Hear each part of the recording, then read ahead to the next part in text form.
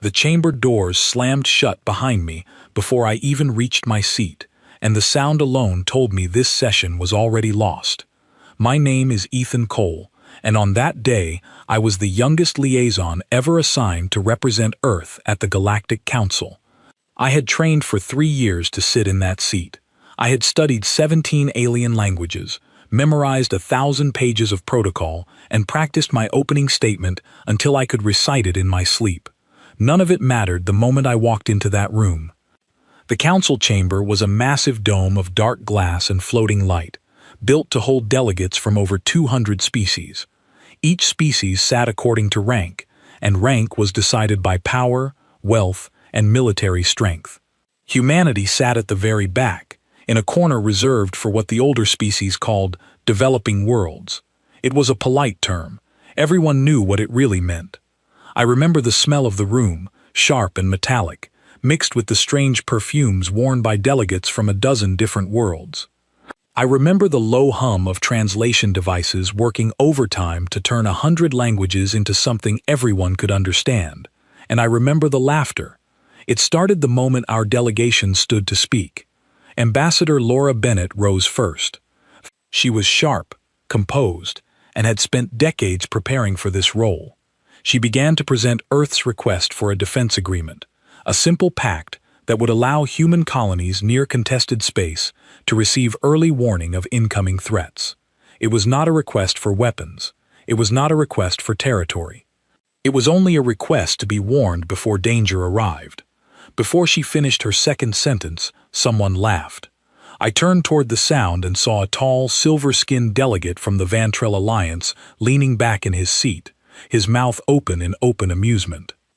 Others joined him. A ripple of quiet mockery spread across the chamber, delegates whispering to each other, some not even bothering to lower their voices. Laura kept speaking. Her voice never wavered, but I could see her knuckles whiten around the edge of the podium. When she finished, the response came from Councillor Vashtu, one of the senior members of the ruling body. He did not stand. He did not even look directly at her. He simply waved a hand. The gesture, translators later explained, meant something close to dismissed, and said that humanity had not yet earned the right to make demands of the council. Demands, that was the word he used. A request for basic safety had become, in his mouth, a demand from an arrogant species that did not know its place. I sat there, gripping the edge of my chair, feeling something hot rise in my chest. I was new to this world of politics, but I understood insult when I heard it. After the session ended, I followed Laura into the corridor outside the chamber. She did not look angry. She looked tired, the kind of tired that comes from carrying something heavy for a very long time. I asked her how she could stay so calm. She told me that anger was a luxury diplomats could not afford. Not yet. She said humanity was still new here, still unproven, and every insult we endured was a brick in a foundation we were building for something greater. I did not understand what she meant then. I would understand it very soon. Over the following months, I watched the pattern repeat itself again and again. Every session brought a new humiliation. Our scientific proposals were ignored, while lesser proposals from favored species were approved within minutes. Our trade requests were buried under endless procedural delays. Our engineers were mocked publicly for using what one delegate called toys, referring to technology that had taken Earth less than 2 centuries to develop from nothing. I began to notice something else too. The other species did not just look down on us. They seemed almost threatened by us, in a strange, dismissive way, as if some quiet part of them understood that humanity's rapid rise was not something to be laughed at, but something to be controlled before it grew too large to control. There was a moment, about 4 months into my post, that I still think about often. A delegate from a smaller species called the Orin, a people who had suffered under the Vantrell Alliance for generations, quietly approached me after a session. She did not say much. She only told me that humans reminded her of her own people before they had been broken. Then she left before anyone could see us speaking. I did not know what to do with that memory at the time. I only knew it stayed with me. The insults grew louder as our presence grew more visible. Earth had begun expanding its colonies at a pace no other species had matched in centuries. New settlements appeared on distant moons and asteroid belts. Human research vessels pushed into unclaimed space, mapping systems no one else had bothered to study. We were not aggressive. We were not hostile. We were simply fast, and that speed made the older powers nervous.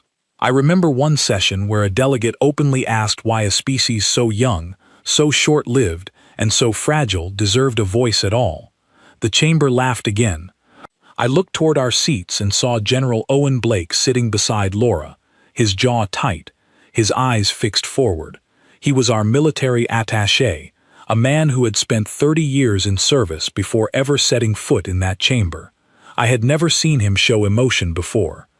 That day, I saw something flicker behind his eyes that looked very much like restrained fury. After the session, I asked him what he was thinking.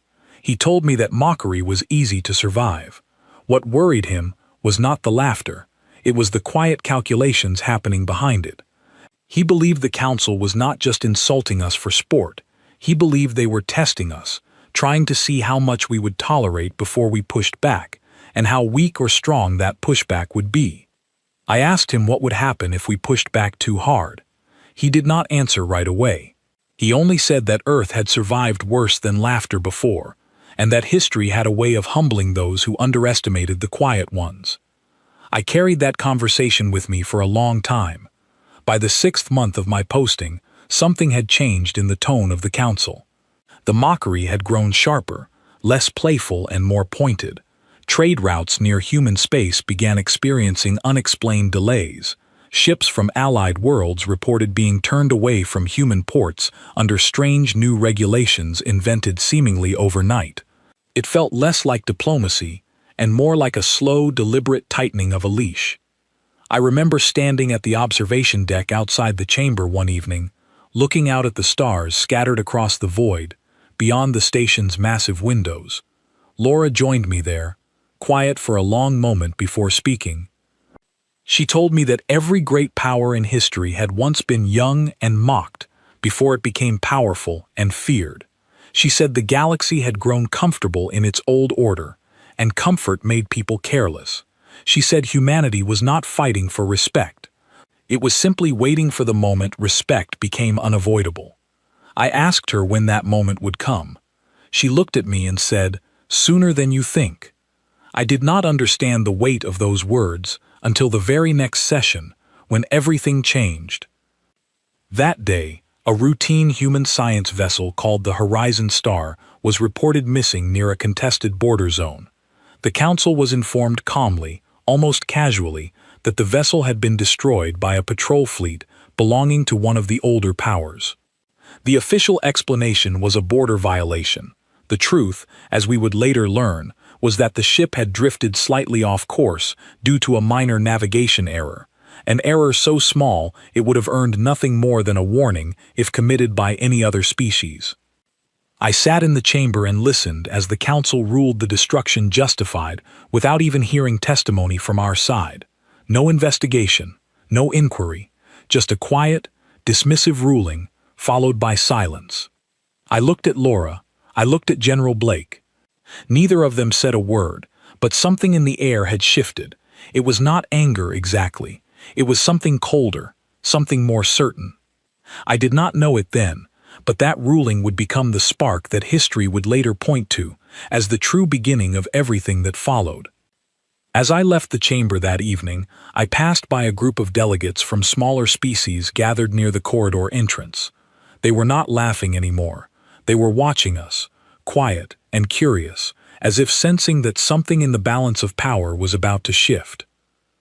I walked back to my quarters that night unable to sleep, replaying every insult, every dismissal, every quiet cruelty I had witnessed over the past 6 months.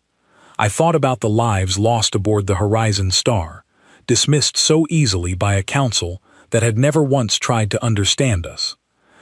I did not know what would come next. I only knew, with a certainty that settled deep in my chest, that the galaxy's long habit of underestimating humanity was about to end. The Horizon Star was only the beginning. I understand that now. At the time, None of us knew how quickly things would fall apart. 3 weeks after the council dismissed the loss of that ship without so much as an apology, I was summoned to an emergency briefing aboard the station. I expected another routine meeting about trade schedules or seating arrangements for the next session.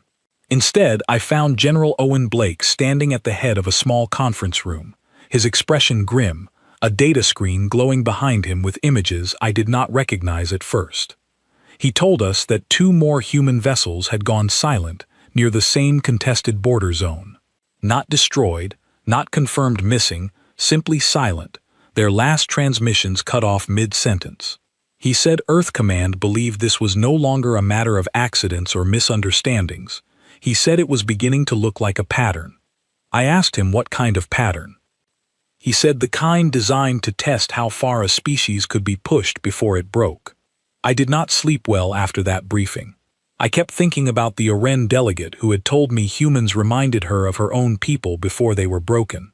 I began to understand what she meant in a way I had not before. The next council session was unlike any I had attended. Laura Bennett stood to formally request an investigation into the 2 missing vessels. She spoke calmly, methodically, laying out coordinates, timestamps, and the last known transmissions. She asked only for a fair hearing, nothing more. Counselor Vashtu did not even let her finish. He interrupted her mid-sentence, something I had never seen done to any delegate before, human or otherwise. He said the council had more pressing matters to attend to than the disappearance of a few outdated ships from a species that had barely learned to leave its own solar system. The chamber did not laugh this time. The silence that followed was somehow worse. Laura stood her ground. She said that 2 ships and the lives aboard them deserved more than dismissal. She said Earth was formally requesting the matter be placed on record for future review. Vashtu's response was cold and final. He said Earth's requests were noted, then he moved the session forward as if nothing had happened at all. I watched Laura return to her seat, her back straight, her face unreadable. It was General Blake who leaned over and whispered something to her that I could not hear. Whatever it was, her jaw tightened, and she gave a small, sharp nod. That was the day I began to suspect something larger was already in motion, something far above my rank, something that had been quietly building long before I ever arrived at this posting. 2 days later, Ambassador Bennett was formally expelled from the council chamber. The official reason given was disruptive conduct during proceedings, a charge so vague it could have applied to almost anything. The truth, as I learned from whispered conversations in the corridors afterward, was far simpler. She had continued pressing for answers about the missing vessels through private channels, speaking directly to delegates from smaller species who might have sympathized with our cause. The council did not appreciate her persistence. I stood outside the chamber and watched security escort her out, her expression calm even as delegates from a dozen species watched with open curiosity. She did not look humiliated. She looked, if anything, relieved, as though a decision she had been waiting to make had finally been made for her. Before she left the station entirely, she pulled me aside into a quiet corridor near the transport docks. She told me that everything happening now was exactly what Earth Command had expected, perhaps even sooner than they had hoped. She told me the Council's cruelty was never going to stop on its own, and that Earth had known this for a very long time. I asked her what that meant. She told me to trust General Blake, to listen carefully in the coming weeks, and to remember that sometimes the quietest people are the ones planning the loudest response. Then she was gone, escorted onto a transport bound for Earth, and I was left standing in that corridor feeling more uncertain than I had ever felt in my life. The weeks that followed felt like watching a slow storm gather on the horizon. I noticed changes in the way our remaining delegation was treated. Fewer delegates spoke to us openly, though some, particularly from smaller and weaker species, began seeking quiet, private conversations instead. I met with a young diplomat named Grace Whitfield, who had recently joined our staff, and together we began cataloging every insult, every dismissal, every act of quiet aggression the Council had directed toward humanity over the past year. It felt, at the time, like nothing more than a record for history. I did not yet understand it was becoming something closer to evidence. General Blake grew harder to find during this period. I later learned he had been spending most of his time in secure communications with Earth Command, discussing matters far above what I was cleared to know. When I did see him, his manner had changed. He was quieter, more deliberate in his movements, like a man conserving energy for something enormous ahead. I asked him once, during a rare quiet moment in the station's observation lounge, whether Earth was preparing for something. He looked at me for a long moment before answering. He said that a species does not survive its own history by waiting for permission to defend itself. He said Earth had spent centuries fighting wars among itself before finally learning how to stop. He said the discipline required to end those wars was the same discipline now being applied to something far larger. I asked him directly if Earth was preparing for war with the Council. He did not confirm it. He did not deny it either. He only said that peace was always the goal, but peace built on humiliation was not peace at all. It was simply a slower, quieter kind of defeat. Not long after that conversation, everything accelerated. A human colony on the edge of contested space, a small settlement known as Meridian Outpost, reported an unauthorized incursion by patrol vessels belonging to the Vantrell Alliance. The vessels claimed they were enforcing new border regulations that had never been formally communicated to Earth or approved by the wider Council. Colonists were ordered to evacuate their own settlement within 48 hours or face what the patrol commander called necessary enforcement action.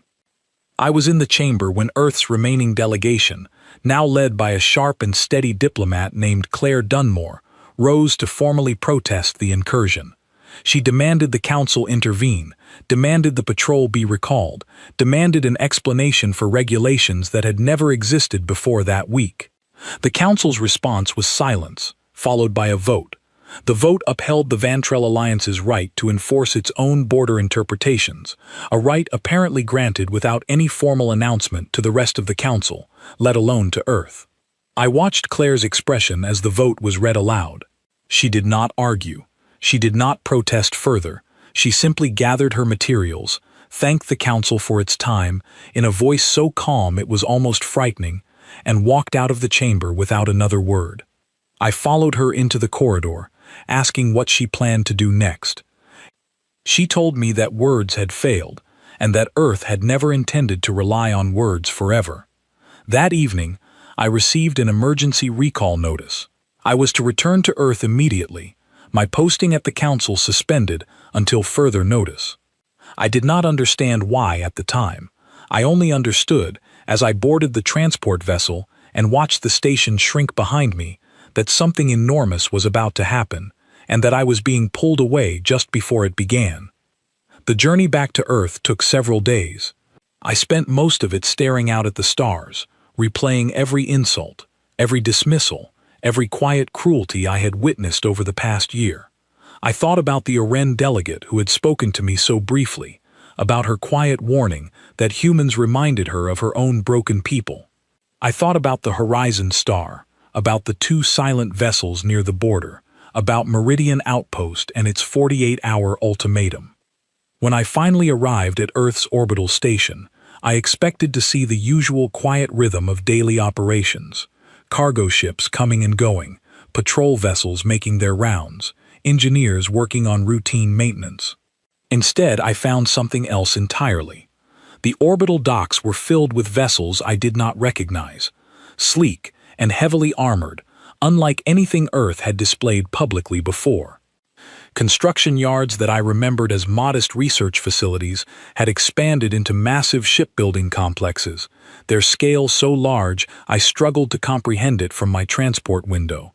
Soldiers moved through the station with a discipline and readiness I had never witnessed in peacetime. I was met at the docking bay by General Blake himself, dressed now in a formal command uniform I had never seen him wear before. He did not waste time on pleasantries. He told me I had been recalled because Earth Command wanted trusted voices from the Council present for what was about to happen next. I asked him what was about to happen. He led me through a series of secure corridors deep into the station, past checkpoints and guarded doors, until we reached a massive briefing hall filled with officers, engineers, and diplomats I recognized from years of council sessions. At the center of the room stood a holographic display of the entire region of contested space, human colonies marked in one color, alien fleets marked in another, and a web of projected movements stretching across the display like a living map of the coming days. General Blake stepped forward and addressed the room. He said that Earth had spent decades preparing quietly for exactly this moment, developing technology, training forces, and building alliances with smaller species who had suffered under the Council's rule far longer than humanity ever had. He said the time for quiet preparation was over. He said Earth was formally withdrawing from the Galactic Council, effective immediately. The room was silent for a long moment before he continued. He said that withdrawal alone would not be enough to protect human colonies from further aggression.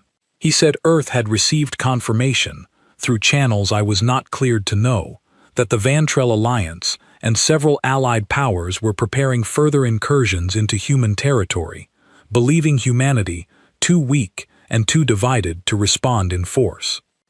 He said Earth intended to prove them wrong. I stood in that briefing hall, surrounded by officers and diplomats who had clearly known far more than I had for a very long time, and I felt the weight of history shifting beneath my feet.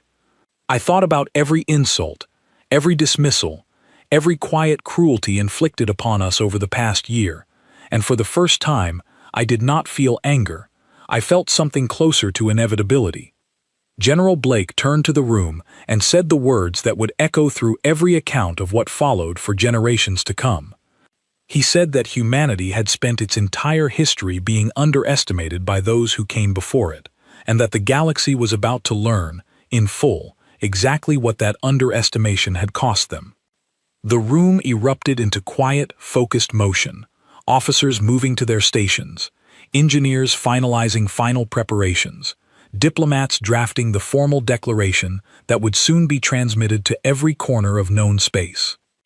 I stood there, still trying to process everything I had just heard, and I understood, with absolute clarity, that the war the Council had never believed possible was about to begin. The declaration went out at exactly midnight, Earth Standard Time. I was there in the communications hall when it happened, watching a technician named Henry Voss transmit the message across every known frequency the Council monitored. The message was short. It stated that humanity was withdrawing from the Galactic Council, that it no longer recognized the Council's authority over human territory, and that any further incursion into human space would be treated as an act requiring full and immediate response. There was no reply for nearly 6 hours. I remember sitting in that hall, watching the silent screens, wondering if the Council would simply ignore us the way it had ignored everything else we had ever said. Then, finally, a response arrived, brief and dismissive, informing Earth that its withdrawal changed nothing and that the Council's authority extended over all inhabited space regardless of any single species' objections. General Blake read the message once, folded his hands, and said quietly that the Council had just made its final mistake. Within 48 hours, reports began arriving from Meridian Outpost. The Vantrell patrol fleet, believing Earth too weak and too fractured to respond, had begun its promised enforcement action, moving ships into position to force the evacuation of the colony by strength. What they did not expect was what was waiting for them. I was not present for the battle itself, but I later reviewed the full combat recordings during debriefing sessions, and I have replayed them in my mind more times than I can count. The Vantrell fleet arrived expecting to face outdated colonial defense platforms, the kind of technology Earth had displayed publicly for years. Instead, they found themselves surrounded within minutes by vessels that had never been shown to the Council, ships built using technology humanity had quietly developed in secret over more than a decade. These ships moved faster than anything the Vantrell commanders had encountered, adapting their formations in real time based on constantly shifting battle data. The Vantrell fleet commander, according to intercepted communications, ordered an immediate retreat within the first 10 minutes of engagement. It was already too late. Human vessels had anticipated the retreat, and positioned themselves to cut off every viable escape route. The battle, if it could even be called that, lasted less than 40 minutes from beginning to end. When it was over, the majority of the Vantrell patrol fleet had been disabled or destroyed. Human losses were minimal by comparison, a handful of damaged vessels and a small number of injuries, though I want to be clear that even those losses were felt deeply by everyone involved. War, even a war fought in self-defense, always carries a cost. I remember watching General Blake receive the final combat report. He did not celebrate. He simply nodded once, set the report down, and said that this was only the beginning. News of the battle spread across known space faster than anyone anticipated. I was present in the command center when the first reactions began arriving from other alien powers, many of them stunned into silence, others openly disbelieving that a species they had mocked for years could have developed technology capable of such a decisive victory. The Council issued a formal statement calling the battle an unprovoked act of aggression by humanity against a lawful enforcement patrol. I remember reading that statement aloud in the briefing room, my voice tight with barely restrained frustration. Even after everything, even after the destroyed science vessel, the silenced ships, the ultimatum given to an entire colony, the Council still found a way to frame humanity as the aggressor. Claire Dunmore, who had returned to Earth alongside the rest of the delegation, stood and addressed the room after that statement was read. She said the Council's reaction confirmed exactly what Earth Command had always believed. She said the Council would never see humanity as anything other than a threat to be controlled, regardless of the truth, and that the only path forward was to make that control impossible. Over the following weeks, I watched Earth's military campaign expand with a speed and precision that still astonishes me to this day. Human fleets began moving beyond simple defense of colonial space, striking outward at Vantrell supply lines and communication relays believed to be coordinating further aggression against human territory. I want to emphasize that these were not indiscriminate attacks. Every target selected was tied directly to ongoing military operations against human interests. Earth Command had clearly spent years planning not just for defense, but for a precise and controlled offensive designed to end hostilities as quickly and decisively as possible. I was reassigned during this period to a role supporting communications between Earth Command and several smaller alien species who had begun quietly reaching out, expressing interest in what humanity was doing. Many of these species had suffered under the Vantrell Alliance and its allies for generations, forced into unfavorable trade agreements, denied representation, mocked in council sessions much the same way humanity had been. Now, watching humanity respond with such unexpected strength, some of them began to wonder if an alliance with Earth might offer them a path toward the same independence. I remember my first meeting with a delegation from the Orin people, the same species whose representative had once quietly told me that humans reminded her of her own broken people. Their new delegate, a calm and thoughtful woman, told me that her people had watched the battle at Meridian Outpost with something she could only describe as hope. She said the Orin had wanted to challenge the Vantrell Alliance for generations, but had never possessed the strength or the allies to do so safely. She asked, cautiously, whether Earth might consider a formal partnership. I brought that request directly to General Blake. He listened carefully, then said that Earth had no interest in conquering anyone, but every interest in standing beside those who had suffered the same disrespect humanity had endured. Within days, a formal agreement was reached, the first of what would eventually become a growing coalition of species allied with Earth against the older, more established powers of the Council. I want to pause here and describe something important, because I think it explains a great deal about why the war unfolded the way it did. Humanity did not simply possess superior technology. We possessed something the older powers had lost long ago, a willingness to adapt quickly, to combine new ideas from dozens of different fields at a pace other species found almost impossible to match. Where the Vantrell Alliance and its allies had grown comfortable relying on decades-old strategies and technology, refined only slowly over centuries, Earth's engineers and strategists innovated constantly, testing new approaches in real time based on data gathered from every single engagement. I sat in on several strategy briefings during this period, watching officers and scientists work side by side, adjusting fleet formations based on lessons learned just days earlier. It was unlike anything I had witnessed during my time at the Council, where change moved at a pace so slow it sometimes felt as though decades could pass without any meaningful shift in policy or strategy. The Vantrell Alliance, for its part, struggled to respond effectively. Reports from Allied intelligence sources described growing panic within their command structure as fleet after fleet failed to anticipate human tactics. Where their strategies relied on overwhelming numbers and established formations, human commanders consistently found ways to fracture those formations, using speed, adaptability, and precise coordination to turn seemingly unfavorable engagements into decisive victories.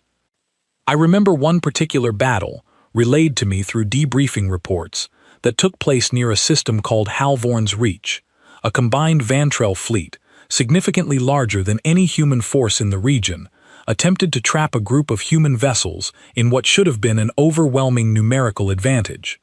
Instead, human commanders used the very size of the enemy fleet against it, exploiting gaps in coordination between different alien command groups who were unaccustomed to working together at such short notice. The battle ended with the Vantrell fleet scattered and in retreat, having suffered losses far beyond what their numerical advantage should have allowed.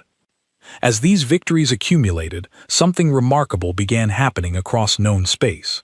Species who had once dismissed Earth as weak and insignificant began sending quiet inquiries, some seeking alliance, others simply seeking to understand how a species so young had managed to achieve what generations of established powers had not. I found myself, in my new role, fielding an increasing number of these inquiries, translating not just words but the deeper meaning behind them, a growing recognition that the galaxy's old order was beginning to crack. Not everyone welcomed this shift. Several of the Council's most powerful members grew increasingly aggressive in their public statements, calling for a unified response against what they termed a dangerous and destabilizing threat. I remember reading a particularly harsh statement from Councillor Vashtu himself, calling for immediate and overwhelming action to, in his words, remind humanity of its place before it forgot entirely. General Blake's response to that statement, delivered during a private briefing I was fortunate enough to attend, has stayed with me ever since. He said that humanity had spent its entire existence being told to remember its place, first by each other during centuries of conflict on Earth, and now by a galaxy that understood us even less than we once understood ourselves. He said the time for remembering our place was over, and the time for defining it, on our own terms, had finally arrived. I left that briefing feeling something I had not felt since my earliest days at the Council, a kind of quiet, steady pride that had nothing to do with anger or vengeance, and everything to do with the simple fact that humanity, after everything, was no longer willing to be quiet. The following weeks brought a series of additional engagements, each one reinforcing the pattern that had begun at Meridian Outpost. Human forces, supported now by a growing coalition of allied species, continued pushing back against Vantrell aggression with a precision and determination that left even our closest allies astonished. I remember Claire Dunmore telling me, during a quiet moment in the communications hall, that she believed the Council itself was beginning to fracture internally, its most powerful members increasingly divided over how to respond to a threat they had never imagined possible. I did not yet know how far this war would go, or how much it would ultimately cost, both to humanity and to the powers who had once mocked us so freely. I only knew, standing in that command center night after night, watching reports of victory after victory arrive from across known space, that the galaxy's long era of underestimating humanity had well and truly come to an end. There is a particular kind of silence that settles over a command center after months of continuous warfare, a silence made not of peace but of exhaustion. I remember standing in that silence one evening, nearly 8 months after the declaration, watching officers move through their duties with the mechanical precision of people who had long since stopped counting the days. The war had grown far larger than anyone at Meridian Outpost could have imagined. What began as a defense of a single colony had expanded into a campaign spanning dozens of systems, drawing in species from every corner of known space, some fighting alongside humanity, others still loyal to the crumbling authority of the Council. I had been reassigned once again, this time to serve directly under General Blake as part of his coordination staff, tracking the growing coalition of allied species and managing the flow of intelligence between dozens of different fleets now operating under a shared human-led command structure. It was demanding work, and it placed me closer to the true cost of the war than I had ever been before. I want to speak honestly about that cost, because I think it would be dishonest to describe this war as nothing but a story of triumph. Every victory came with a price. I remember the day we lost contact with a coalition fleet near a system called Drenmore, a joint force made up of human vessels alongside ships from 3 allied species. The battle had been a decisive victory, breaking the back of a major Vantrell offensive, but it had also cost us dearly. Among the casualties was Henry Voss, the same communications technician who had transmitted humanity's original declaration all those months earlier. He had volunteered for frontline service after growing restless behind a desk, wanting, as he told me once, to feel like he was truly part of what Earth was building. I remember receiving the casualty report late at night, reading his name among dozens of others, and feeling the weight of the war settle over me in a way it never had before. Until that moment, the war had felt, in some strange way, distant, a series of reports and briefings and strategic discussions. Henry's name on that list made it real. I did not have much time to grieve. The pace of the campaign did not allow for it.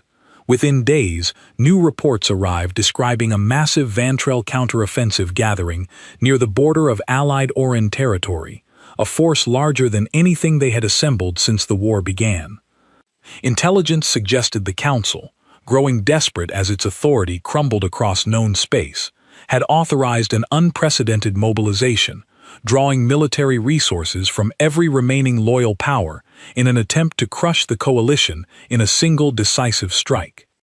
I was present in the strategic planning room when General Blake reviewed the intelligence report for the first time. I expected concern, perhaps even alarm, given the scale of the threat being described. Instead, he studied the data calmly, then turned to his staff and said that a desperate enemy, however large, was often easier to defeat than a confident one. He was right. The battle that followed, later remembered simply as the defense of Orin space, became one of the most studied engagements in the entire war. The Vantrell counteroffensive arrived expecting to overwhelm coalition forces through sheer numbers, much as they had at Halvorn's Reach months earlier. What they did not account for was how far coalition tactics had evolved since those early engagements. Human engineers, working alongside Orin scientists and specialists from several other allied species, had spent months refining new defensive technologies specifically designed to counter large-scale enemy formations. I remember touring one of the forward research stations shortly before the battle, watching teams from half a dozen different species working side by side, their combined expertise producing innovations that none of them could have developed alone. When the Vantrell counteroffensive finally arrived, it found itself facing not a single overwhelmed defense line, but a layered, adaptive system of coalition forces capable of responding to threats from multiple directions simultaneously. The battle raged for nearly 3 full days, the longest continuous engagement of the entire war. I spent those 3 days in the command center, monitoring reports as they arrived, watching the tide of battle shift again and again before finally, decisively, turning in the coalition's favor. By the time the Vantrell counteroffensive finally broke, its forces scattering in a retreat that intelligence later described as near-total collapse, the cost to the Alliance had become almost impossible to fully calculate. Entire fleets had been effectively destroyed. Command structures that had existed for generations were left in ruins. The Council's authority, already weakened by months of continuous defeat, had been dealt a blow from which it would never fully recover. I remember standing beside General Blake as the final reports came in, confirming the scale of the Vantrell defeat. He did not celebrate, not in any way I would have expected. He simply closed his eyes for a long moment, then said quietly that victories of this size always came with grief attached, and that grief deserved to be honored before anything else. We held a memorial for those lost in the defense of Orin space, a ceremony attended not only by human personnel, but by representatives from every allied species who had fought alongside us. I remember standing beside the Orin delegate I had first met months earlier, the same woman who had once told me that humans reminded her of her broken people. She told me now that her people no longer felt broken, and that whatever came next, they would face it standing beside humanity rather than beneath the shadow of those who had once controlled them. In the weeks that followed the defense of Orin space, the balance of power across known space shifted dramatically. Species who had remained cautiously neutral throughout the early months of the war began openly declaring support for the coalition, recognizing that the old order the Council had maintained for centuries was crumbling beyond any hope of repair. Even some of the Council's remaining loyal powers began quietly reaching out through back channels, seeking terms that might allow them to withdraw from the conflict without facing the same devastating losses suffered by the Vantrell alliance. I found myself, once again, at the center of these delicate negotiations, translating not just words, but the deeper shifts in power and pride that came with each new request for terms.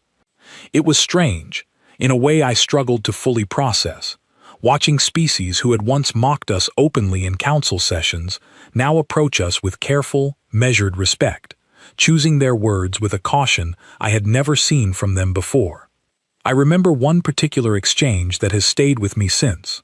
A senior delegate from a species called the Kethrans, longtime allies of the Vantrell alliance, requested a private meeting to discuss the possibility of withdrawing from the conflict. I was assigned to assist with translation during the meeting, and I remember watching the delegate's careful, almost nervous demeanor as he addressed General Blake directly.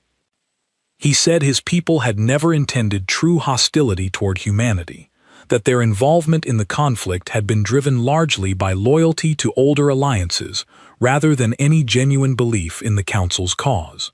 He asked, cautiously, whether Earth might consider mercy for a species that had simply followed the guidance of those it had trusted for generations. General Blake's response was measured, careful, and, I believe, deeply reflective of everything Earth had learned throughout this long and difficult war. He said that Earth had never sought conquest, only respect, and that any species willing to acknowledge past wrongs and commit to genuine partnership moving forward would find humanity a fair and honest ally rather than a conqueror. The Kethrans withdrew from the conflict within days, becoming one of the first former Vantrell allies to formally join the growing coalition instead. Others soon followed, each withdrawal further isolating the Vantrell alliance and the remaining loyalists still clinging to the Council's crumbling authority. Despite this growing momentum, the war was far from over. The Vantrell alliance, though severely weakened, remained determined to resist, launching increasingly desperate campaigns against coalition territory in an attempt to reverse their mounting losses. I remember a particularly difficult period during which Allied forces faced a series of smaller but fiercely fought engagements across several border systems, each one draining resources and lives even as the overall trajectory of the war continued shifting decisively in our favor. Through it all, I found myself reflecting often on how far we had come since those early days at the Council, sitting in the back of that chamber, enduring laughter and dismissal with quiet, practiced patience. I thought about Laura Bennett, expelled for simply asking for answers. I thought about the Horizon Star, dismissed without so much as an investigation. I thought about Henry Voss, and every name added to every casualty report since. Each of these memories had become, in its own way, part of the foundation supporting everything humanity had built in response. I remember General Blake gathering his senior staff late one evening, following yet another difficult but ultimately successful engagement against remaining Vantrell forces. He told us that the end of this war was finally within sight, that the Council's authority had been broken beyond any realistic hope of restoration, and that the coming weeks would likely determine the final shape of whatever new order would rise to take its place. He said that victory, when it finally came, would not be a moment of celebration alone. It would be a moment of responsibility, a chance for humanity to prove that the respect we had fought so hard to earn was respect we truly deserved, not through domination, but through the kind of fairness and partnership the Council had never once offered us. I did not fully understand the weight of those words until the final chapter of the war began to unfold, bringing with it the reckoning that would ultimately reshape the entire galaxy. The final phase of the war began not with a battle, but with silence, the kind of silence that comes when an enemy has finally run out of options. I remember the day the last major Vantrell stronghold, a heavily fortified system known as Corvain's Gate, sent its first formal request for negotiation. I was present in the communications hall when the message arrived, brief, and stripped of the arrogance that had once defined every Vantrell transmission I had ever encountered. The message simply requested a ceasefire and the opening of formal talks to determine terms for ending hostilities. General Blake read the message twice before setting it down. He said that the request marked the true end of the war, even if the formal declaration would take time to finalize. He said an enemy that requests terms is an enemy that has already accepted defeat, whether or not they are willing to say so directly. The following weeks were unlike anything I had experienced since the earliest days of my posting at the Council. Instead of battles and casualty reports, my days became filled with negotiation sessions, drafting sessions, and long, careful discussions about what the coming peace would actually look like. It was, in many ways, more difficult than the war itself, because peace required decisions that would shape the future of the entire galaxy, not just the outcome of a single conflict. I was assigned once again to support Claire Dunmore, who had been chosen to lead Earth's delegation during these final negotiations. I remember our first meeting with what remained of the Vantrell leadership, held aboard a neutral station selected specifically because it had no historical ties to either side of the conflict. The Vantrell delegation that arrived bore little resemblance to the confident, dismissive representatives I remembered from my earliest days at the Council. Their lead negotiator, a weathered older diplomat named Ambassador Driss, spoke with careful, measured caution, choosing every word as though aware that a single misstep could unravel whatever fragile trust remained between our peoples. He began by acknowledging, formally and publicly, the mistakes made by the Council and the Vantrell Alliance throughout the conflict, including the dismissive treatment of humanity during the years leading up to the war, and the tragic loss of the Horizon Star that had ultimately set everything in motion. It was, I remember thinking, the first genuine apology I had heard from any Vantrell representative in all my years of service. Claire's response was measured and deliberate. She said that Earth had not entered this war seeking domination or revenge, and that humanity's goal throughout had always been simple: recognition as an equal partner within the wider community of known space. She said that any lasting peace would need to be built not on the humiliation of the defeated, but on genuine partnership between all species involved, regardless of the outcome of the war itself. The negotiations that followed stretched across several difficult weeks. There were disagreements, moments of tension, and more than a few occasions where discussions nearly broke down entirely. I remember one particularly heated session where representatives from several smaller species, long oppressed under Vantrell and Council rule, demanded harsher terms than Earth was willing to support, driven by generations of accumulated grievance that could not simply be set aside overnight. I watched Claire navigate these tensions with a patience and wisdom I found genuinely inspiring. She acknowledged the pain and anger of species who had suffered far longer than humanity ever had, while also cautioning that a peace built on excessive punishment would only plant the seeds for future conflict. She argued, again and again, that the goal was not to replace one dominant power with another, but to build something entirely new, a community based on mutual respect, rather than hierarchy and control. Slowly, painstakingly, a new framework began to take shape. The old Galactic Council, the institution that had mocked and dismissed humanity for so long, was formally dissolved, its authority replaced by a new governing body designed with equal representation for every species involved, regardless of size, age, or military strength. Every species, from the largest and oldest powers to the smallest and newest, would hold an equal voice in this new order. I remember the day this new charter was formally signed, held in a grand hall aboard a neutral station chosen specifically for its symbolic distance from both the old council's former headquarters and Earth itself. Representatives from dozens of species gathered together, many of them former enemies, others longtime allies, all present to witness the beginning of something none of them had ever truly experienced before. I stood near the back of that hall, much as I had once stood near the back of the old council chamber all those years earlier, though everything about the moment felt entirely different. There was no laughter this time, no quiet mockery, no dismissive whispers exchanged between delegates who believed themselves superior. There was only quiet, careful attention as representatives from every species present rose, one by one, to formally endorse the new charter. When it came time for humanity's representative to speak, General Blake rose instead of Claire, a decision that surprised many in attendance, myself included. He explained that he wished to speak not as a diplomat, but as a soldier who had witnessed firsthand the true cost of everything that had brought them to this moment. He spoke of Laura Bennett, expelled simply for demanding fairness. He spoke of the Horizon Star, dismissed without investigation. He spoke of Henry Voss, and every name added to every casualty report throughout the long months of war. He said that humanity had not sought this conflict, had not wanted this war, and had entered it only after every peaceful avenue had been deliberately closed to us by those who believed us too weak and too insignificant to matter. He said that the true victory of this war was not measured in battles won or fleets destroyed, but in the fact that a new order now stood ready to replace the old, one built on genuine equality rather than quiet cruelty disguised as tradition.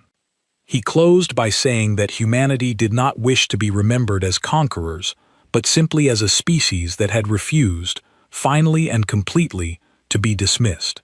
The hall remained silent for a long moment after he finished speaking, before applause slowly built across the gathered delegates, growing steadily until it filled the entire chamber. I remember looking around at faces from a dozen different species, many of them former adversaries, joining together in genuine recognition of everything that had finally changed. In the months that followed, I watched the galaxy begin, slowly and carefully, to rebuild itself around this new framework. Trade routes reopened, this time governed by fair and transparent agreements rather than the arbitrary favoritism of the old council. Species who had once been dismissed and ignored found themselves, for the first time, genuinely heard within the halls of galactic governance. I returned, eventually, to a role not unlike the one I had held at the very beginning of this story, serving now within the newly formed governing body as a representative supporting continued cooperation between Earth and its many allies. The chamber I now sat in bore little resemblance to the one I remembered from my earliest days. There was no back corner reserved for lesser species. There was no hierarchy of rank determining who deserved to be heard and who did not. Every voice, regardless of the size or strength of the species behind it, carried equal weight. I think often about Laura Bennett, who returned briefly to witness the signing of the new charter before quietly retiring from public service altogether, content, she told me, to have seen the beginning of something she had worked toward for her entire career. I think about Henry Voss, whose name is now permanently inscribed on a memorial aboard Earth's primary orbital station, alongside thousands of others who gave everything so that humanity might finally stand as an equal among the stars. I think about the Orin delegate who first told me that humans reminded her of her broken people, now serving as one of the most respected voices within the new governing body, her people no longer broken, but standing tall alongside allies who genuinely valued their voice. And I think, Often, about that very first council session, sitting in the back of that dark, cold chamber, listening to laughter directed at a species the galaxy believed too young, too fragile, and too insignificant to ever matter. I think about how wrong they were. Humanity did not rise because we sought power. We rose because we refused, again and again, to accept a place we had never truly deserved. We rose because every insult, every dismissal, every quiet cruelty became, in the end, not a weight that broke us, but a foundation upon which we built something the galaxy had never seen before. I stand now in a chamber built on equality, rather than hierarchy, surrounded by voices from 100 different worlds, each one finally heard, finally respected, finally free from the quiet tyranny of an order that once believed itself untouchable. We were mocked, we were dismissed, we were tested again and again by those who believed us weak. And in the end, it was not our weakness the galaxy remembered. It was our strength,